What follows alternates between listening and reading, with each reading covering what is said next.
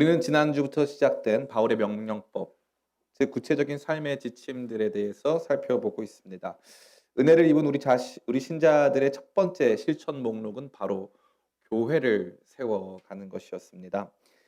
사도 바울은 우선적으로 교회의 유기적 통일성을 강조해주고 있습니다. 하나님은 각 사람에게 은혜를 주시는데 각 사람에게 주신 은혜는 그저 혼자 머물면서 그 은혜를 누리라고 주신 것이 아니라 함께 주의 몸 된 교회를 형성하고 세워가라 하는 뜻에서 주신 것이라고 말씀 나눈 바 있습니다. 그러한 유기적 통일성의 주체는 성령님이시지만 그러한 성령께서 하나 되게 하시는 유기적 통일성을 존속시키고 유지하는 책임은 우리 가운데 있다. 그래서 그것을 힘써 지켜 나가야 하는 그러한 책임이 우리 가운데 있다는 것을 함께 생각해 보았습니다. 또한 그러한 통일성을 넘어서서 함께 하나 된 우리가 발전하고 이루어 가야 할 목표가 있다고 말씀드렸습니다. 그것은 바로 그리스도의 장성한 분량이라고 말씀드렸습니다. 교회는 그러한 사명을 가진 공동체입니다. 우리는 이러한 삶을 살도록 구원받고 은혜를 체험했습니다. 그래서 지난주 본문에 가장 자주 등장한 단어 중 하나는 바로 부르심이란 단어입니다. 너희가 그렇게 부름을 받았다. 그러한 목적에 의해서 이 위대한 여정을 출발했다. 함께 교회를 세우기 위한 주님의 부르심이 있었다라고 사도 바울은 저와 여러분 모두에게 은혜 받은 우리의 삶의 방향을 제시해주고 있는 것입니다. 이제 오늘은 은혜 받은 우리가 살아야 하는 좀 더 구체적이고 개인적인 내용들을 다루고자 합니다. 이 균형이 굉장히 중요합니다. 교회, 국가, 하나님 나라 이러한 크고 거시적 관점 역시 중요하지만 동시에 개인, 매일의 삶과 일상에 대한 이야기 역시도 중요한 것입니다. 이 두 가지의 균형을 함께 우리가 세워갈 때 건강한 신자의 삶, 건강한 하나님 자녀의 삶을 우리는 살 수 있는 것입니다. 그래서 오늘은 한 명의 신자로서 우리 안에 주어진 은혜가 어떻게 우리를 변화시켜 가는지, 그 변화 속에서 우리는 어떠한 노력을 기울이고 또 어떠한 삶을 향해 분투해 나가야 하는지를 말씀을 통해서 깊이 생각하는 가운데 여러분 가운데 주께서 주시는 거룩한 명령이 생명력 있는 변화의 삶으로 나아가는 거룩한 힘이 되시기를 예수님의 이름으로 축원합니다. 오늘 본문은 크게 두 부분으로 나눠져 있습니다. 앞부분은 좀 깁니다. 17절부터 22절까지의 말씀인데 이 말씀은 이방인들의 삶에 대한 이야기를 매우 자세하게 설명해 주고 있습니다. 제가 읽어 드리겠습니다. 그러므로 내가 이것을 말하며 주 안에서 증언하노니 이제부터 너희는 이방인이 그 마음에 허망한 것으로 행함같이 행하지 말라. 그들의 총명이 어두워지고 그들 가운데 있는 무지함과 그들의 마음이 굳어짐으로 말미암아 하나님의 생명에서 떠나 있도다. 그들이 감각 없는 자가 되어 자신을 방탕에 방임하여 모든 더러운 것을 욕심으로 행하되 오직 너희는 그리스도를 그같이 배우지 아니하였느니라. 진리가 예수 안에 있는 것 같이 너희가 참으로 그에게서 듣고 또한 그 안에서 가르침을 받았을진데 너희는 유혹의 욕심을 따라 썩어져가는 구습을 따르는 옛사람을 벗어버리고.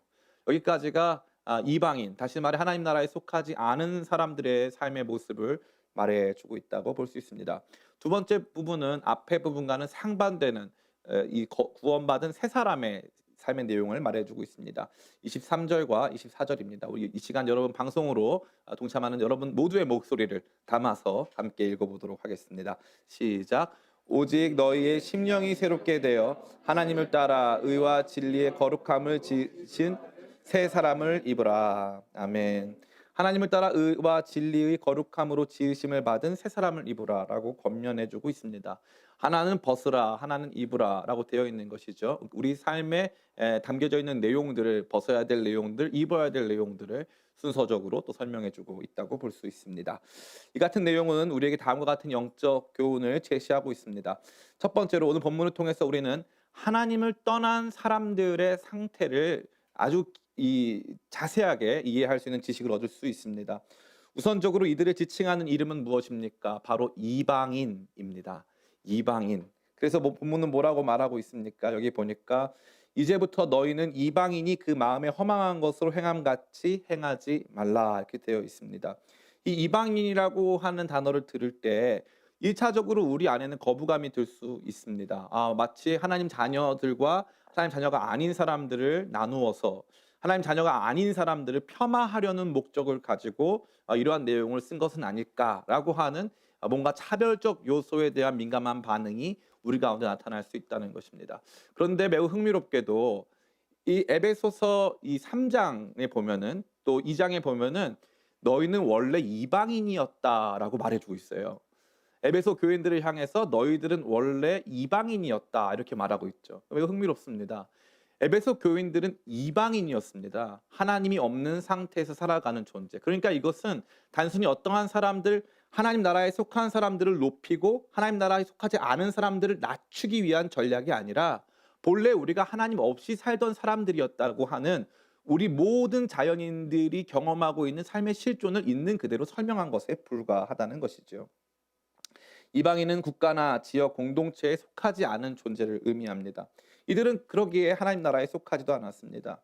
이 사람들의 습성은 옛 사람의 모습을 하고 있습니다. 옛 사람의 모습은 바로 범죄한 아담의 모습을 의미합니다. 죄로 인한 타락의 결과 영적 죽음에 놓아졌으며 영원한 죽음을 앞둔 존재로서의 옛 사람을 의미하는 것입니다. 어렸을 때는 우리 삶에 대한 낙관이 가득합니다. 인생은 아름답고 행복한 것이다 라고 하는 생각이 가득한 거죠. 어릴 때 아이들마다 동네에서 이 뒤에 이 엄청난 망토를 두르고 뛰어다니면서 나는 슈퍼맨이다, 나는 뭐 배트맨이다 이러고 뛰어다니는 모습을 볼 수 있습니다. 어릴 땐 다 그렇게 해야 되는 거예요. 근데 이 문제가 발생하는 게 있는데 나는 슈퍼맨이라고 믿고 갑자기 애가 높은 곳을 뛰어내리거나 갑자기 엄청나게 무거운 물건을 들다가 넘어지거나 하는 경우가 있으면 크게 다칠 수가 있습니다. 어른이 되면 망토 메고 다니는 사람이 별로 없어요. 그래서 어른이 돼가지고 나는 슈퍼맨이다 하는 사람 아무도 없습니다. 어른이 되어간다는 것은 인간의 한계를 발견해 간다는 것입니다. 성숙은 바로 그것입니다. 그러니까 이 내용에서 사도 바울은 우리가 속한 세계를 직면하고 직시할 수 있는 성숙함을 우리 모두에게 요청하고 있는 것입니다. 하나님 없는 인간은 죽음의 상태에 놓여져 있으며 하나님 없는 인간은 허망하고 아무 소망과 기대를 가질 수 없는 무의미의 상태에 놓여져 있음을 직면하라고 말해주고 있습니다. 저는 대한불교 조계종 화계사 앞에 살고 있습니다. 예, 요거 편집을 잘해 주시길 바랍니다. 저희 교회는 대한예수교 장로회에 속해 있습니다. 그러나 제가 사는 곳, 저의 거주지 앞에 대한불교 조계종 이 화계사가 있습니다. 저희 집 근처에 맛집이 많은데 거기 갈 때마다 누구를 만나냐 하면 파란 눈의 스님들을 만납니다.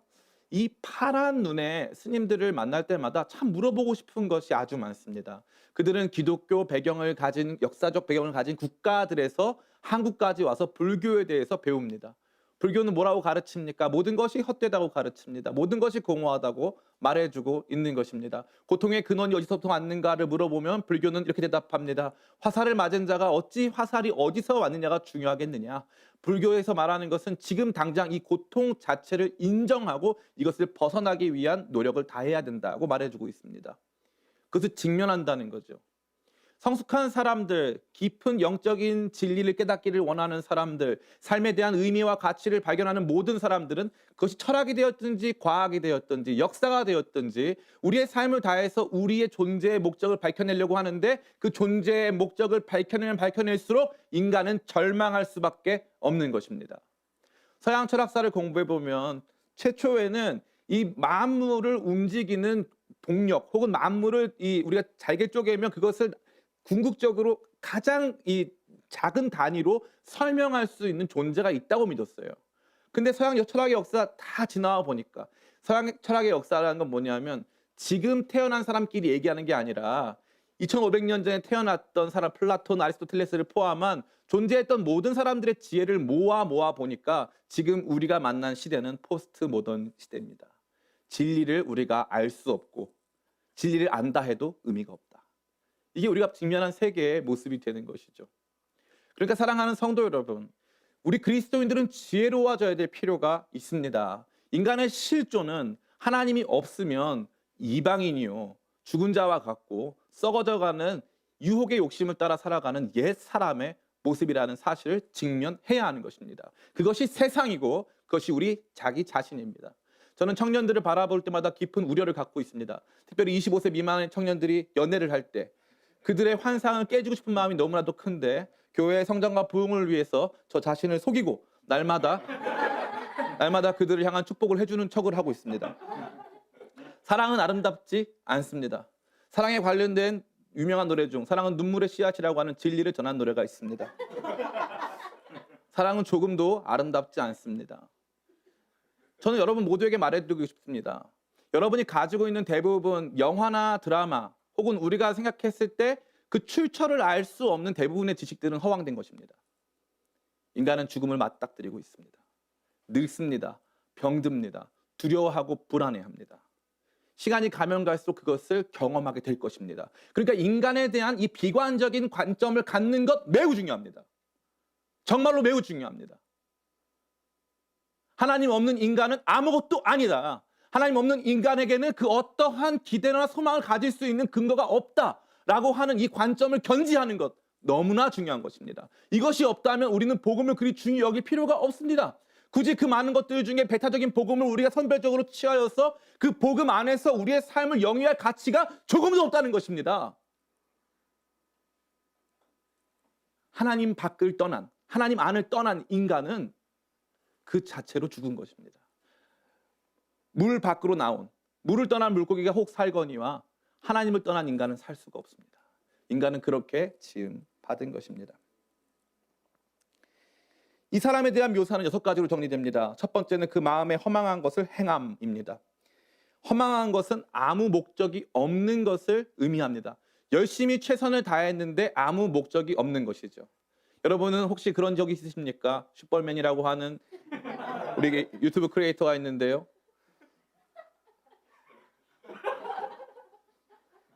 저는 그들을 축복합니다.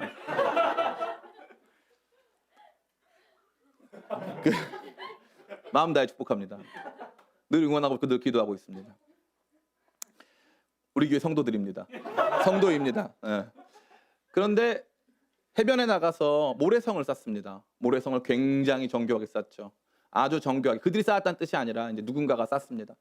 정교하게 만들어서 엄청나게 광범위하게 이 모래성을 만듭니다. 의미가 있습니까? 없습니까? 없습니다. 없어요. 하나님 떠난 인간에게 있어서 우리가 쌓아가는 우리의 지성, 우리의 수많은 노력들, 인간의 이 기술 문명을 진보시키는 여러 가지 과정으로서 쓰임받았던 우리의 모든 헌신들이 그 당시에는 조금 유익해 보이고 조금 의미 있어 보일 수 있는데 갑자기 전쟁이 일어나거나 다른 종류의 사상이 밀려들어서 우리가 세워놨던 모든 체계들을 부수기 시작할 때 그것은 되게 허망한 것으로 드러날 수밖에 없다는 사실입니다. 그런데 흥미로운 것은 하나님을 떠난 사람들에게는 그게 그토록 중요해 보인다는 거죠. 그게 그토록 중요해 보인다는 것입니다. 하나님보다 더 중요해 보인다는 거죠. 하나님 안에서 충분히 의미 있는 것이 될 수 있습니다. 제가 완전 의미 없다고 말씀드리는 것이 아닙니다. 그러나 그들에게 있어서는 하나님이 주시는 허망하지 않은 소망과 기대가 가득한 의미가 충만한 목적이 있는 그러한 내용이 아닌 것들을 의미 있고 가치 있는 것으로 여기는 잘못된 마음이 있다는 것입니다. 여러분 결혼 전에 연애를 많이 했다고 치십시다. 결혼 전에 연애 10번 했어요. 100번 했습니다. 결혼 전에는 자랑이죠. 나 연애 100번 해봤어. 결혼한 다음에 자랑일까요? 아닐까요? 아닙니다. 그건 허망한 것입니다. 허망한 것. 허망한 것입니다. 허망한 것. 근데 많은 청년들이 그러한 삶을 살아갑니다. 너무나 안타까운 것이 아닐 수 없습니다. 두 번째, 그들의 총명이 어두워지고라는 표현이 등장합니다. 총명의 어두워짐은 단순히 이해력 저하를 의미하는 것이 아닙니다.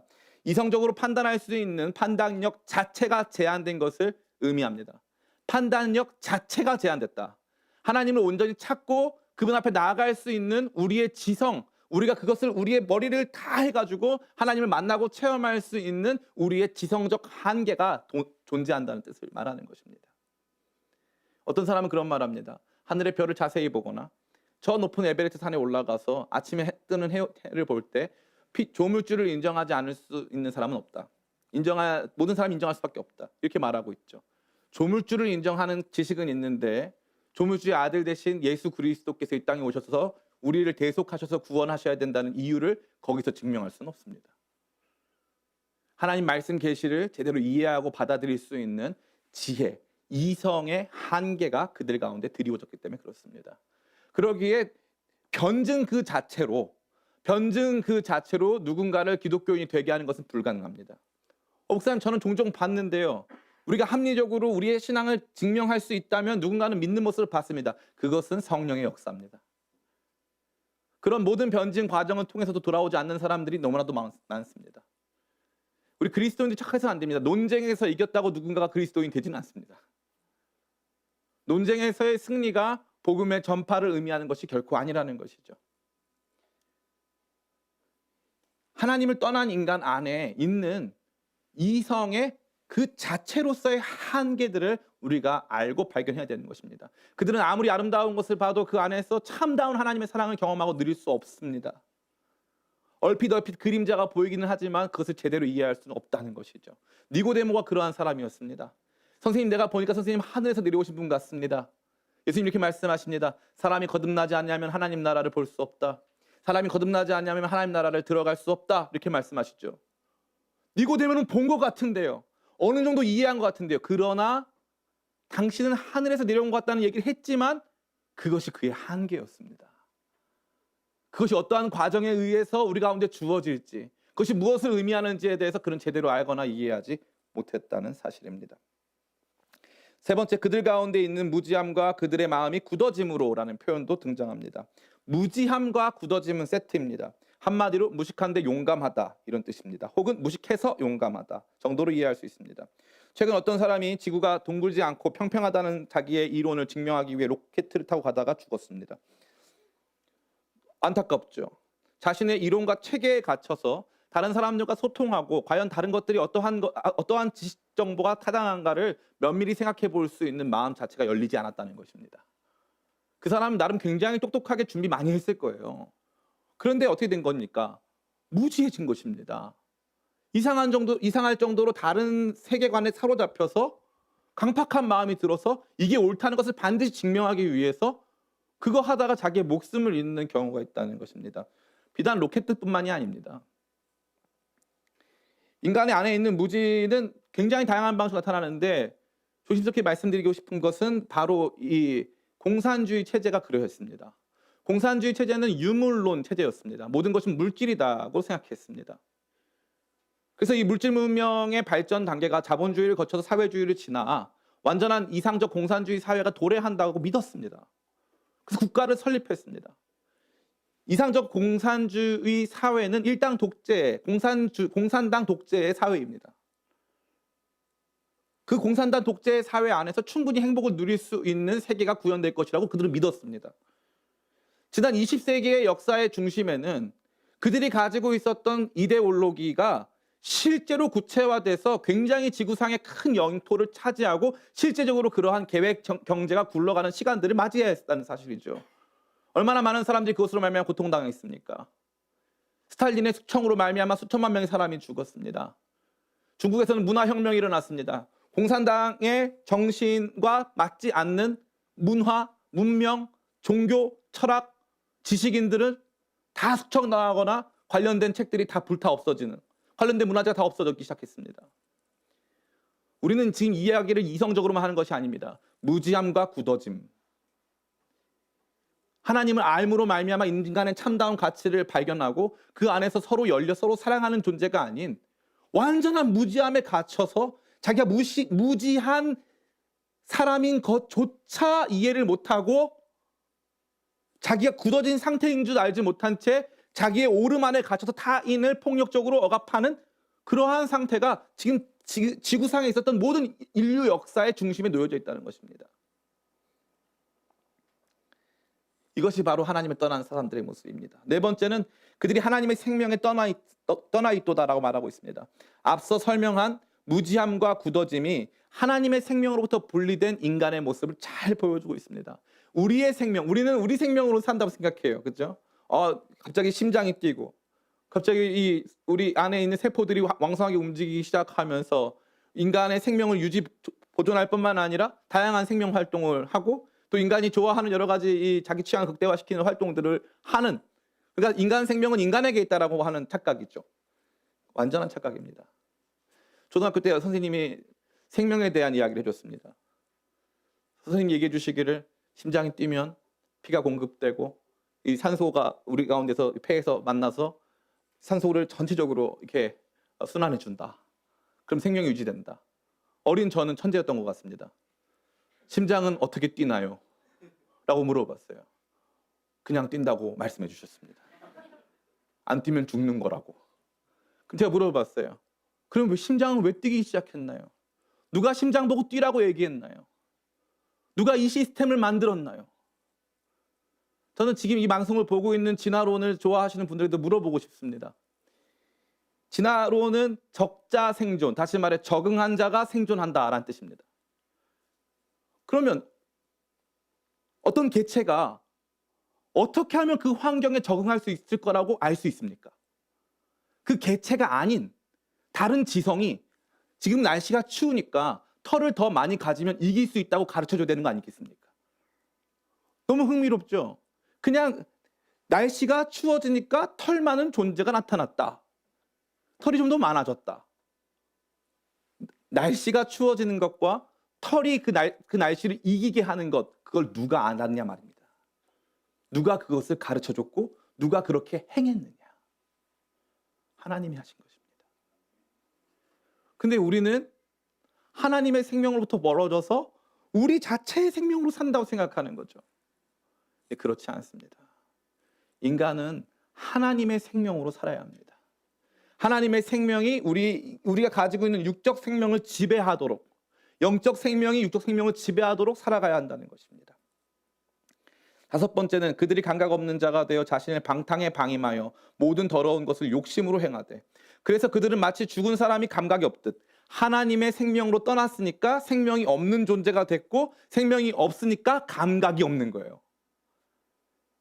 감각이 없습니다. 하나님에 대한 인식이 없다는 거죠. 누군가 저한테 말할 수 있습니다. 목사님, 아담에게 하나님께 선악과를 먹으면 정녕 너희가 죽으리라 했는데 아담은 살았습니다. 물론 930대까지 살았고 죽었지만 그래도 아담은 살았습니다. 심지어 900년 넘게 살았습니다. 아담은 즉시로 에덴 동산, 영원한 생명이 있는 그 땅에서부터 배척당하고 아담은 영적으로 죽었습니다. 하나님과 교제할 수 없는 상태에 이르게 된 것이죠. 하나님께서 그를 만드신 창조의 목적을 이룰 수 없는 상태로 나가 떨어진 것입니다. 자신을 방탕에 방임하여 모든 더러운 것을 욕심으로 행하되, 더러운데 그거를 욕심으로 행한다는 거예요. 더러운데 원한다, 이거예요. 더러운 걸 원한다. 감각 없어서 뭐가 좋은지 나쁜지도 모르고 하나님 뭘 원하시는지 몰라서 더러운데 원하는 상태가 된 것입니다. 추잡한 걸 원하는 상태. 얼마나 비참합니까? 여러분에게 아이가 있다고 생각해 봅시다. 아이가 병이 들었습니다. 그래서 갑자기 이 아이가 쓰레기를 먹어요. 계속 쓰레기를 먹습니다. 그러면 여러분 마음이 어떠실까요? 얘가 왜 이렇게 됐지? 무슨 문제가 발생한 거지? 그런 생각이 들지 않으실까요? 인간이 바로 그 상태입니다.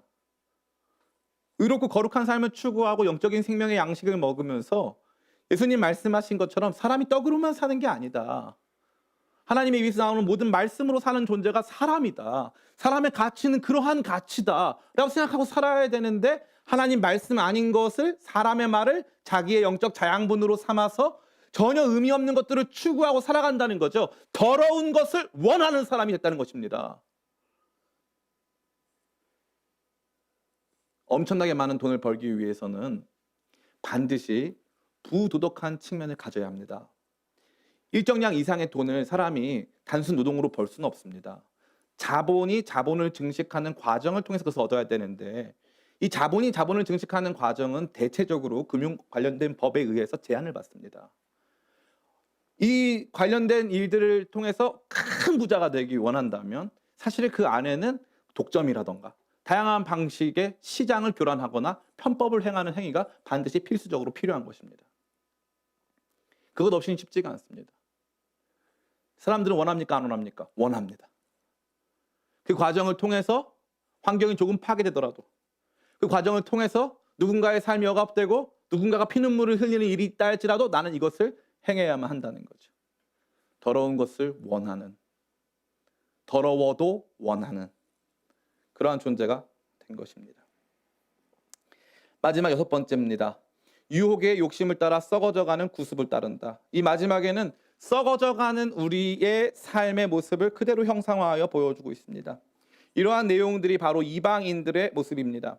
많은 사람들이 생각하기에 이러한 모습은 비신자들의 모습이다라고 생각하고 혀를 찹니다. 그렇구나, 예수님 안 믿으니까 저런 삶이지 라고 하는데, 흥미로운 것은 이 이방인이라는 단어는 에베소 성도들에게 먼저 쓰여졌던 단어라는 거죠. 원래 너희가 이방인이었다 이렇게 말하고 있죠. 그러니까 이건 원래 우리의 모습이라는 거예요. 더 놀라운 건 뭡니까? 사도 바울은 이러한 모습을 벗으라고 지금 원래 이방인이었지만 교회의 일원이 되었던 에베소 성도들에게 지금 벗으라고 말하고 있다는 거예요. 그게 무슨 말입니까? 이미 교회의 일원이 됐음에도 불구하고 과거 이방인으로 살 때의 삶의 행태와 모습, 옛 사람의 모습이 그대로 남아있다. 여전히 그 옷을 입고 있다는 것이죠. 그게 에베소 성도들이 가지고 있었던 모습이었습니다. 그러기에 우리는 끊임없이 이러한 옛사람의 모습을 벗어버리고자 노력을 기울여야 하는 것이죠. 이 부분에 있어서 중요한 건 뭡니까? 행동입니다. 행동.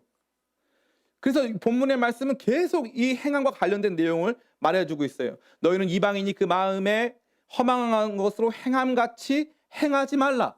19절에도 그들이 감각 없는 자가 되어 자신을 방탕에 방임하여 모든 더러운 것을 욕심으로 행하되. 우리가 믿고 있는 바가 있는데 이 믿음과는 상관없이 욕심으로 행하고 있는 여러 가지 일들이 있음을 폭로하고 우리가 그것을 벗어버리고 새로운 삶을 향해 나가야 할 것을 사도 바울이 촉구하고 있는 것입니다. 이러한 모든 내용을 폭로함은 저와 여러분들을 더 심각한 아픔 가운데 놓이게 하려는 것이 결코 아닙니다. 이번 코로나 사태가 조심스럽게 예측하건대 한국 내에서는 잦아들고 있지만 이 해외 지역에서는 상당 부분 확산될 것으로 보여집니다. 이 한국이 현재까지 높은 수치의 확진자를 보여주는 중요한 이유 중에 하나는 우리는 이미 검진된 사람들이 너무 많다는 사실이죠. 검진 속도가 상당히 빨라서 검사 속도가 상당히 빠르기 때문에 굉장히 많은 분량의 샘플들 중에 확진자를 발견한 것에 불과합니다. 이 말은 무엇입니까? 확진하는 과정은 굉장히 불편한 과정이죠. 내가 어떠한 상태인가를 발견하는 과정은 불편한 과정인데 그 과정이 없으면 큰일 납니다. 큰일 나요. 그러니까 이 말씀은 1차적으로 하나님을 떠난 이방인의 상태를 매우 구체적으로 보여줌과 동시에 우리 자신이 그러한 상태인 것은 아닌지에 대해서 진단하고 만약에 그런 상태라면 그것을 벗어버릴 것을 요청하는 진단 키트가 된다는 것이죠. 전 여러분이 날마다 이 말씀 속에서 여러분 자신을 발견하게 되시길 간절히 축원합니다. 나는 혹시 이런 사람 아닌가? 나는 혹시 이런 사람 아닌가? 마음에 허망한 것을 행하고 있는 사람 아닌가? 아무 목적도 없는 일들을 행하는 사람 아닌가? 총명이 어두워져서 하나님을 제대로 이해하거나 발견하는데 제한을 갖는 사람은 아닌가? 무지한 마음이 굳어져가지고 무식한데 용감까지 해가지고 하나님 제대로 알지도 못하는데 내가 생각하는 내 주관대로 행하는 사람, 완전히 닫혀있는 사람, 말씀 따위는 들려오지 않는 사람은 아니지 않는가? 하나님의 생명에서 떠나서 육적 생명으로 가득한 채 감각 없는 자가 돼서 자신을 욕망 가운데 방임하여서 더러운 것을 욕망하는 존재가 돼버린 것은 아닌가? 그러한 내용이 저는 여러분 가운데 이 말씀으로 말미암아 엄청난 도전으로 다가오게 되시기를 간절히 축원합니다. 사도는 그 은혜에 대해서 1장부터 3장까지 설명하고 그 은혜에 합당한 열매를 맺기 위해서 이방인의 삶, 욕심을 따라 썩어져가는 옛사람의 모습을 벗어버릴 것을 강력하게 말한다는 것이죠. 신자라 할지라도 예외가 없습니다. 옛사람을 추구하던 유혹의 욕심을 쫓아 자꾸 나를 쫓아오는 그 유혹들 속에 빠져들어서 자신을 방탕하는 데 방임하고 있던 우리의 삶을 벗어버릴 것을 사도 바울이 요청하고 있는 것입니다. 전 여러분 모두가 이 메시지 들으시리 간절히 축원합니다. 두 번째, 이러한 내용은 첫 번째 내용이 이방인의 상태에 대한 매우 자세한 묘사를 통해 우리 자신의 현재 상태를 보게 했다면 두 번째 내용은 이러한 모든 내용이 사실은 배움에 기초하고 있었다라고 말해주고 있는 거죠. 배우는 것. 그래서 20절과 21절은 이렇게 말하고 있습니다. 같이 한번 읽어보겠습니다. 시작. 오직 너희는 그리스도를 그같이 배우지 아니하였느니라. 진리가 예수 안에 있는 것 같이 너희가 참으로 그에게서 듣고 또한 그 안에서 가르침을 받았을진대 아멘. 이 부분에서 배움과 가르침이라는 단어가 두 번에 걸쳐 강조되어 나타납니다.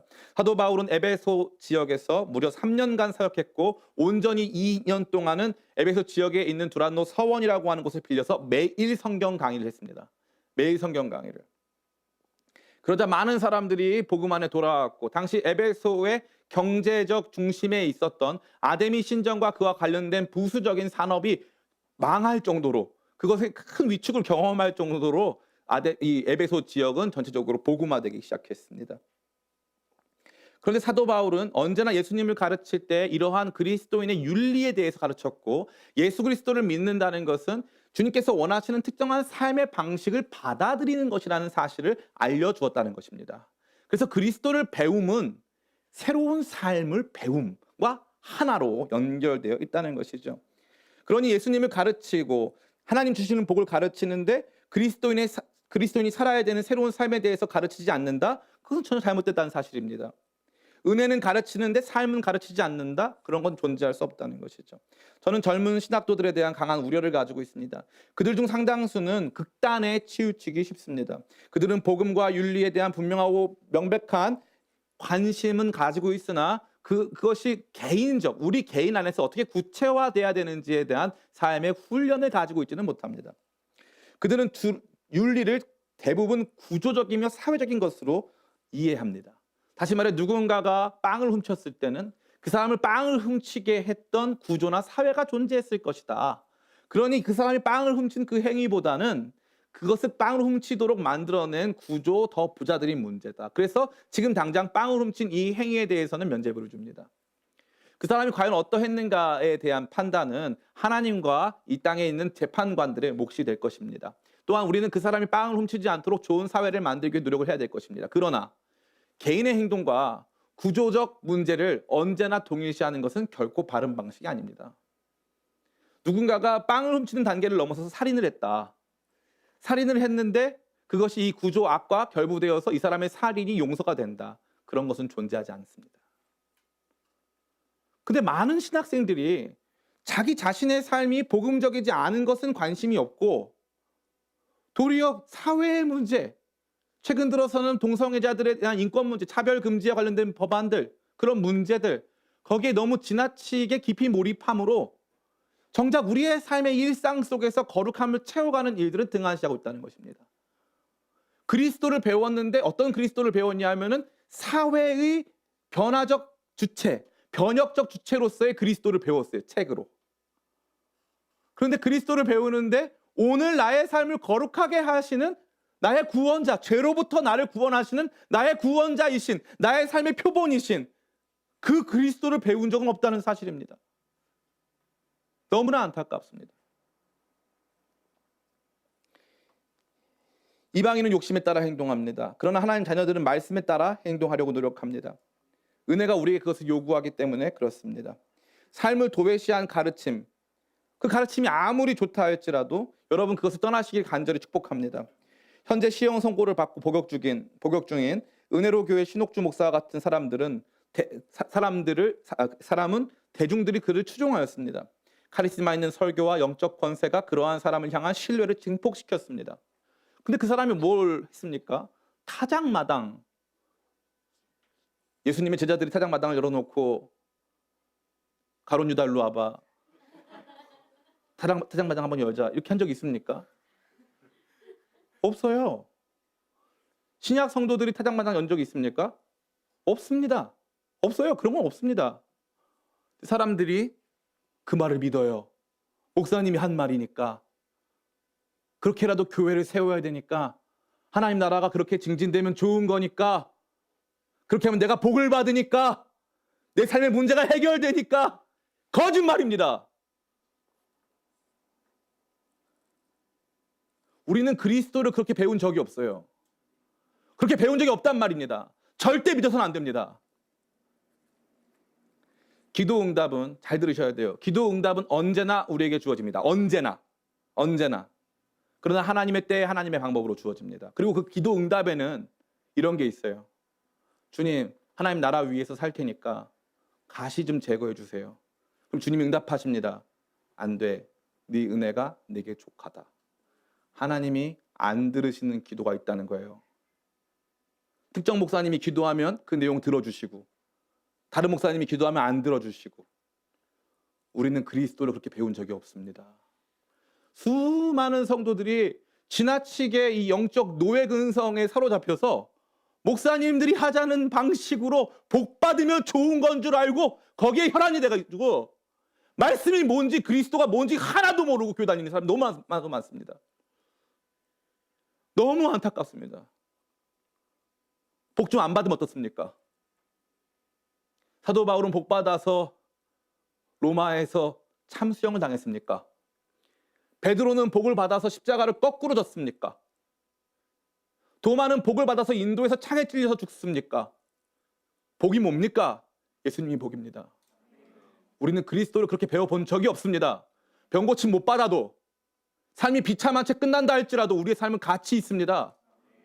우리는 그리스도를 윤리와 별개로 배워본 적이 없습니다. 돈 많이 벌고 행복하고 더 나은 사람들, 성공한 사람 돼서 헌금 많이 해라. 우리는 그리스도를 그렇게 배운 적이 없습니다. 헌금 안 해도 되니까. 진짜 그리스도인답게 사는 것. 유혹의 욕심에 썩어져가는 옛사람 벗어버리고 의와 거룩함의 새 사람을 입고 진짜 그리스도인으로 살아가라고 끊임없이 말씀은 말해주고 있습니다. 속지 마시기 바랍니다. 목사라고 다 따라가지 마세요. 하나님 말씀을 전하느냐 안 전하느냐, 성경이 뭐라고 기록하고 있느냐를 붙잡으시기를 간절히 축원합니다. 무슨 일을 해도 천국 가니까 아무렇게나 살아라, 대충 살아라. 미안합니다. 우리는 그리스도를 그렇게 배워본 적이 없습니다. 이것은 배움의 기초입니다. 윤리는 기독교 은혜의 기초입니다. 우리는 그 배움 속에서 우리 그리스도인이 어떻게 살아야 하는가를 깊이 묵상하고 생각해야 된다는 거죠. 많은 사람이 생각합니다. 목사님, 동성애자는 구원받을 수 있습니까? 예, 구원받을 수 있습니다. 트랜스젠더 구원받을 수 있습니까? 예, 구원받을 수 있습니다. 그런데 문제는 구원받은 이유가 중요합니다. 구원받은 이유가 중요합니다. 사도행전에서 첫 번째로 복음을 듣고 회심한 이방인은 누구였습니까? 첫 번째로 복음을 듣고 회심한 이방인은 에디오피아 내시였습니다. 당시에 구약 성경에는 내시와 같은 사람들은, 성적 정체성에 문제가 있는 사람들은 성전에 들어올 수가 없었습니다. 그런데 내시가 처음으로 세례받고 하나님 나라 백성이 되었어요. 충격 그 자체입니다. 이방인이었고 내시였습니다. 가능합니다. 그러나 문제가 뭡니까? 동성애자들이나 트랜스젠더들이 그냥 그대로 그 삶을 유지한 채로 그 삶을 주님께서 인정해 주셨다고 생각하는 건 착각입니다. 착각이에요. 주님께서 절대 인정하지 않습니다. 하나님께 구원을 받는 것과 하나님께서 원하시는 삶을 사는 것은 다릅니다. 왜냐하면 우리가 그분께서 원하시는 삶을 살아서 구원받은 게 아니기 때문에. 우리는 죄인인데 구원을 받았고 구원을 받으니까 주님께서 우리에게 원하시는 삶이 존재했던 것입니다. 우리 이스라엘 사람들의 얘기 제가 드리고 싶습니다. 이스라엘 백성들은 애굽에서 노예로 살았습니다. 근데 하나님께서 언제 이들에게 율법을 주셨습니까? 1번, 이들이 구원받기 전에, 애굽에서 나오기 전에 율법을 받아서 그 율법 지키면 구원받는다 하셨습니까? 아니면은 다 구원하신 다음에 시내산에서 율법 주셨습니까? 시내산에서 율법을 주셨어요. 홍해바다 건널 땐 하나님이 너희는 가만히 있어 내가 하나님 됨을 볼지어다 말씀하셨어요. 이스라엘 백성들 6월절 어린 양의 피만 바르면 다 구원받아가지고 홍해바다 건너고 가나안 땅에 같이 들어갔어요. 만나를 같이 먹었습니다. 그런데 시내산에서 이제 너희는 내 백성이 되고 나는 너희의 하나님이 되자. 그러면 그 내용이 바로 율법이에요. 신자의 삶도 마찬가지입니다. 구원이 먼저고 살아야 하는 삶의 내용이 나중입니다. 나중이에요. 구원을 받은 다음에는 반드시 살아야 하는 삶의 내용이 존재하는 것이죠. 그러니까 우리는 그리스도인이 돼서 주님에 대해서 배울 때, 우리 주님의 영적 신비, 주님께 기도하면 주님께서 기도를 들어주셔, 나와 함께 해주셔, 나에게 복을 주셔, 요 수준이 아닌 매우 기초적으로 최소한 우리 주님과 함께 교제하며 살아가기 위해서는 우리는 옛사람과는 다른 삶이 되어야 한다라고 하는 기본적인 방향과 기본적인 스탠스를 가져야 된다는 것입니다. 제가 이 설교를 왜 준비하면서 좀 화가 나 있냐면, 느껴지시죠? 할렐루야. 네. 왜 화가 나 있냐면 이게 너무 기본적인 건데 제가 살아보니까 목회를 5년 정도 해보니까 아니 이 기본이 없는 분들이 너무 많더라고요. 너무 많더라고요. 이게 기본인지를 모르시더라고요. 동성애 문제와 관련해서 한 말씀만 더 드리기를 원합니다. 많은 분들이 목사님 이거 너무 차별적인 발언입니다. 동성애자들의 취향이나 그들의 선택을 인정해 주시길 바랍니다. 라고 저한테 촉구할 수 있습니다. 제가 실제로 그런 카톡을 받기도 했습니다. 제가 너무 한국에만 갇혀있는 목회자이기 때문에 지금 뭐 미국 동부의 상황이나 유럽의 상황을 제대로 이해하지 못해서 제가 동성애에 대해서는 꽉 막힌 사람 아니냐. 주로 미국 쪽에서 연락을 많이 해주세요. 그런 부분에 대해서. 한 가지만 물어보고 싶습니다. 왜 성과 사랑이 신앙보다 중요합니까? 왜요? 왜 성과 사랑이 주님께서 원하시는 삶이라고 한 내용이 있는데 왜 그것보다 중요합니까? 은혜를 받았다는 것은 주님과 사랑의 교제 속으로 들어갔다는 것은 나보다 주님이 중요해지시는 거예요. 나보다. 내가 살고 싶은 그 욕망보다 내가 원하는 나 자신보다 주님이 원하시는 내가 너무너무 중요해지는 거예요. 그래서 그거 안 해도 괜찮다고. 나는 개인적으로 내 욕망의 방향은 동성애에 이끌리지만 그거 안 해도 괜찮다고. 주님이 원하시지 않으니까 안 하겠다고. 그건 주님의 방법이 아니지 않냐고. 그 간단한 문제 아닙니까? 그 간단한 문제예요. 아, 목사님 안 살아봤어요. 아니요. 간단한 문제입니다. 중심의 전환이 이루어지면 간단한 문제예요. 제가 이 말씀을 감히 드릴 수 있는 이유는 뭐냐면은 원래 동성애라든가 트랜스젠더의 그 필드 안에 있던 분들이 회심에서 나와서 하는 말이 다 이 말이에요. 회심하면 할 수 있어요. 할 수 있습니다. 그런데 우리는 왜 지나치게 자기 욕망이나 선택의 부분을 남겨둔 채 그리스도를 그 선택된 욕망, 선택된 자기 취향 위에 갖다 붙이냐 이것입니다. 혼전성 관계 문제요. 크리스찬의 음주, 흡연과 관련된 문제요. 우리는 그리스도를 그렇게 배운 적이 없어요. 제가 이와 관련된 특강을 정말 많이 하고 싶고 여러분과 토론하고 싶습니다.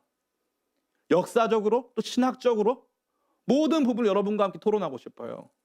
근데 확실한 건 말씀드릴게요. 중심의 방향이 다르면 토론이 안 됩니다. 그 말은 무엇입니까? 주님께서 나에게 무엇을 원하시는가, 그리고 내가 무엇을 원하는가가 상충될 때 나는 이 길을 따르겠다라고 하는 거룩한 결단이 없이는 이 토론이 진행될 수가 없습니다. 왜냐하면 그러고 나면 이게 죄입니까 아닙니까만 물어봐요. 계속. 이 죄입니까 아닙니까? 술 마시는 게 죄입니까? 죄 아니에요. 그럼 마시세요. 그러면 양주도 마시고. 목사님 술만 안 취하면 되는 거 아닙니까? 술을 안 마셔보셨군요. 술은 취하려고 마시는 거예요. 술 안 마셔보고.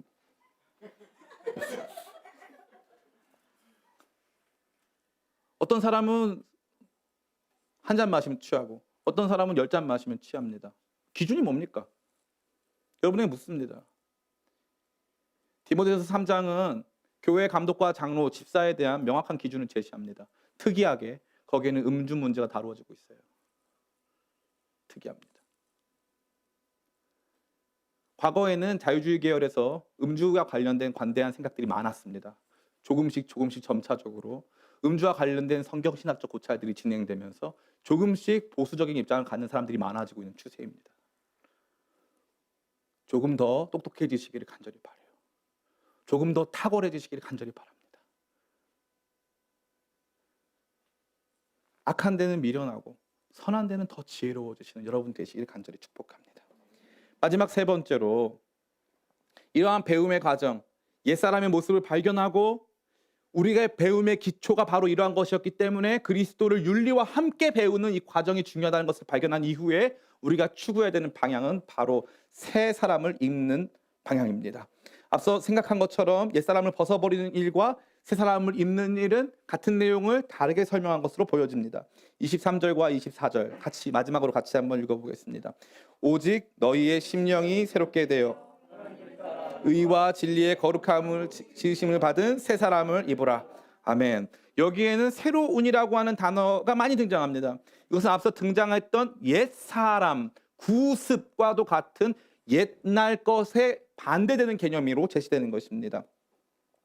새 사람을 또 입는다고 표현했는데 이것은 옛사람을 벗는다와 상반되는 이미지를 갖고 있습니다. 또 하나님을 따라라는 표현이 24절에 등장하죠. 하나님을 따라 의와 진리의 거룩함으로 지으심을 받은 이렇게 되어 있죠. 하나님을 따라간다는 것은 유혹의 욕심을 따라가던 것과 반대가 되는 것입니다. 의와 진리의 거룩함이란 단어는 허망함, 총명의 어두워짐, 방임, 유혹에 대한 반대 개념입니다. 이 말은 뭐죠? 동이 서에서 먼 것 같이 완전히 새로운 존재가 돼야 된다는 것을 의미합니다. 완전히 새로운 존재, 완전히 새로운 삶의 시작이 우리 가운데 요청된다, 이것을 의미하는 거죠.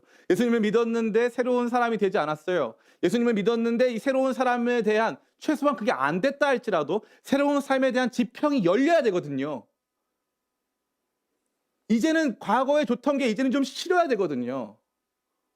예수님을 믿는데 과거의 것이 그대로 좋고 세상 사람들의 것이 그대로 좋다면 이것은 잘못된 것입니다. 완전한 변화가 일어나야 된다는 거죠. 전격적인 변화. 옛날 것으로부터 새로운 것으로, 나의 욕심을 따르던 방향에서 하나님을 따르는 방향으로의 전격적 변화가 요청된다는 것입니다. 누구에게? 구원받은, 은혜받은, 과거의 이방인이었지만 이제 교회의 일원이 된 우리 자신에게 이러한 변화가 있어야만 한다는 것을 사도 바울이 그의 명령법, 사도 바울의 임퍼러티브, 그의 명령법을 통해서 우리에게 말하고 있는 것입니다. 이건 명령입니다. 명령.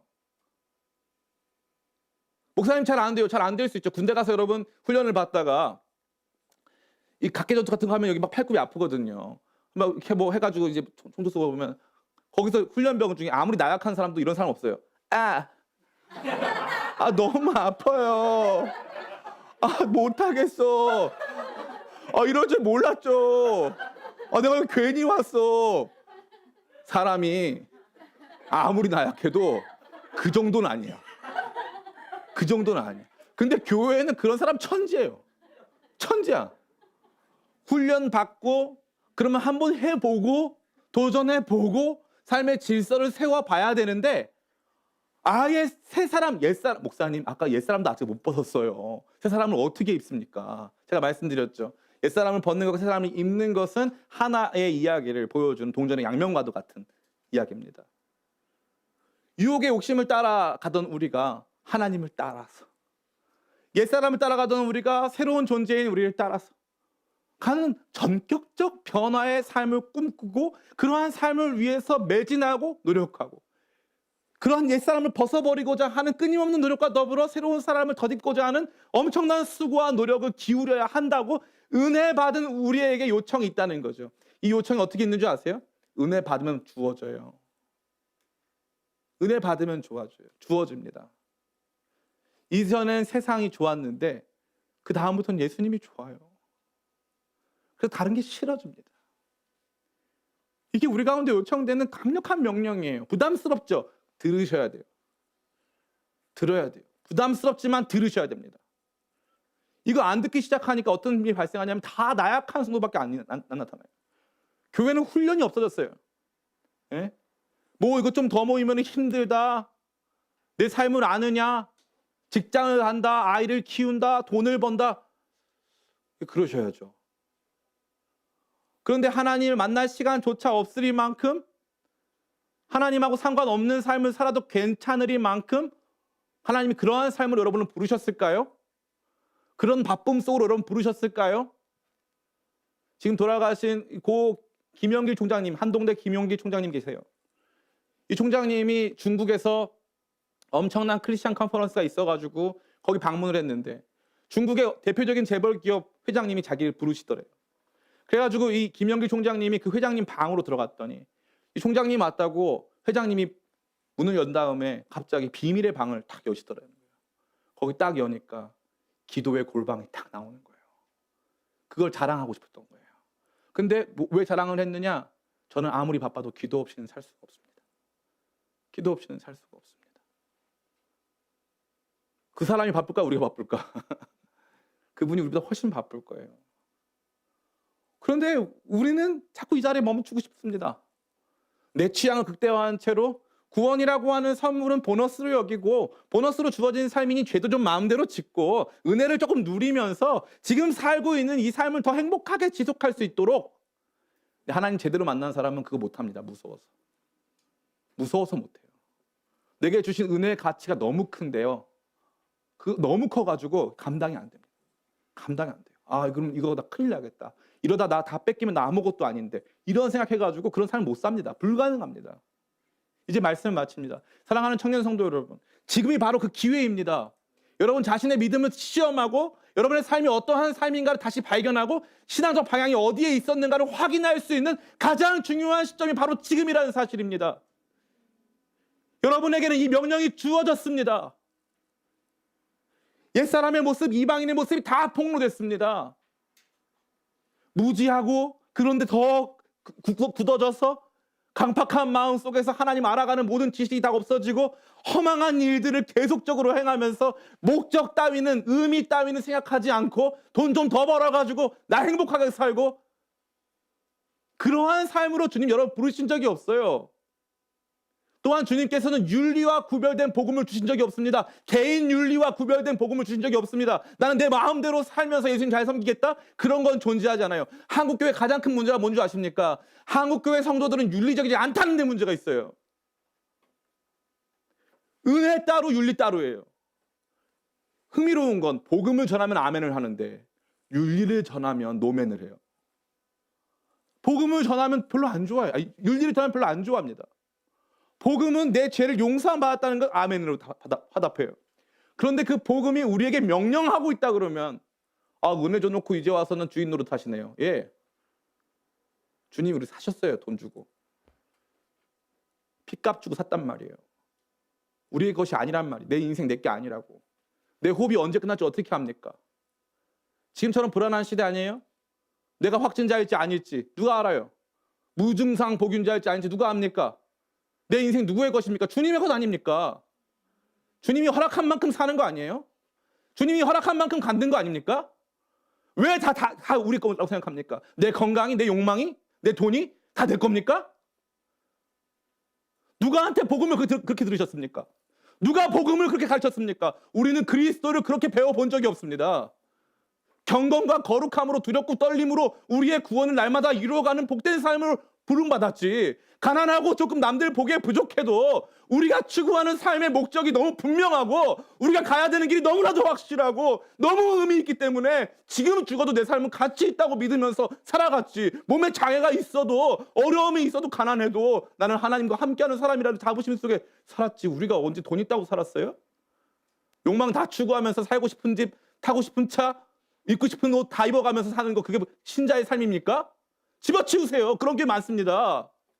왜 거기에 만족합니까? 제가 성도님들이 없으니까 지금 분노 모드가 지금 여러분이라도 계셔야 제가 좀 적절히 하는데 편집도 안 되는 상황에서 지금 이거 폭발했는데 정말 불의 종 제가 진짜 조화평도 아니고 왜 그런지 모르겠어요.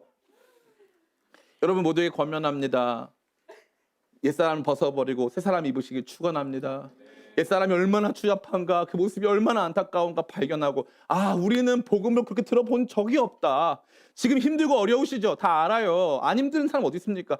다 자기만의 지옥에 사는 거예요. 힘들고 어렵죠. 그거를 환경으로 개선하고 그 문제들을 극복해서 내 욕망 채워가려고 하는 것으로 절대 주님께서 그렇게 부르지 않으셨습니다. 날마다 우리는 죽고 주님이 사심으로 말미암아 이제는 내가 원하는 삶이 아닌 주께서 원하시는 삶을 향해서 나 자신을 드려도 조금도 아깝지 않은 새로운 인생, 새로운 삶의 전격적 변화가 이제 우리 모두에게 요청됨을 바라보시면서 그렇게 주님을 섬기고자 하는 새로운 결단으로 나아가게 되시기를 예수님의 이름으로 축원합니다.